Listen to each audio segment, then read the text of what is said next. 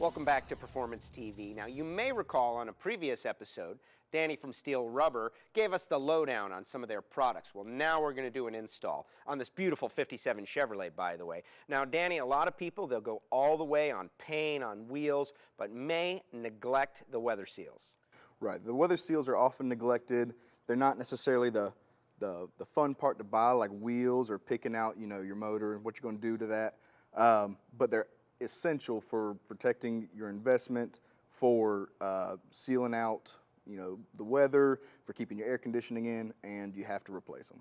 There it is. Now, and on a 57 Chevrolet like this seal right here, wind noise, and that's everything. Yeah, that's the only piece that separates the quarter window from the passenger glass, and it's one of the pieces that goes bad very often. I mean, it's really susceptible to ozone and UV, so it's got to be replaced. Let's get on it. So for this, this is a really easy piece. All it does is slide on. So we can just pull down, and that comes loose and just comes right out of that track. Our piece goes on the exact same way. It just slides onto this track. But we want it to be tight. That's part of the seal process. Absolutely. Oh, look at that.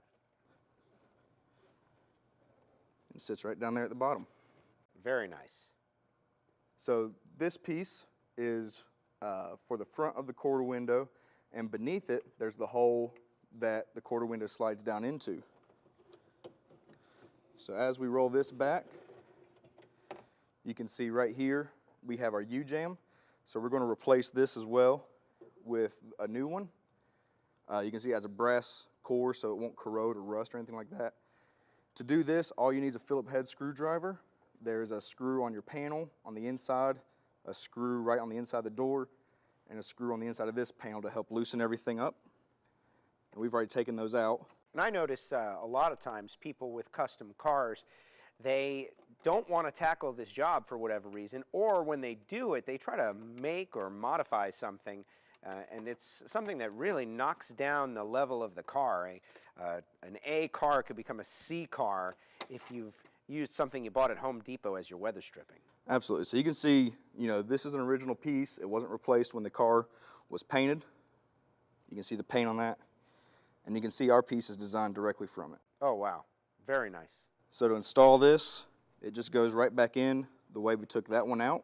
It's really quite simple. This is something anyone can do in their garage and doesn't require any sort of professional knowledge.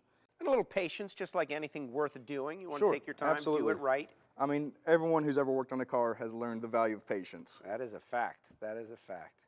And I'm thinking about all the different time and effort that is put into bringing your classic or street rod up to par. And then, if you don't go all the way and use the weather seals, and you got a rattling door. Nothing worse. You're out with your best gal on a Saturday night, you want a door rattle.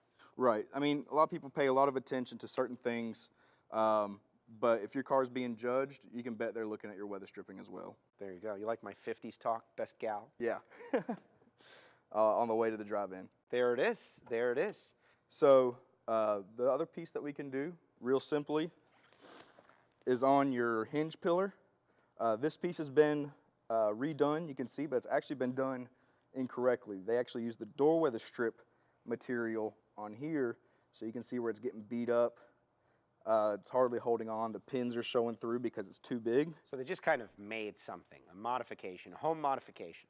This piece installs in this clip here, and then just runs all the way down. No glue required, just these pins. Pin it in just like that. Oh, it looks great. It's going to seal much, much better. And this is what you got to do. If you're going to go, you got to go all out, right? If you're going to be a bear, be a grizzly. For more information, check out the website. If you got a rod, you got to do it right. We'll be back with more Performance TV.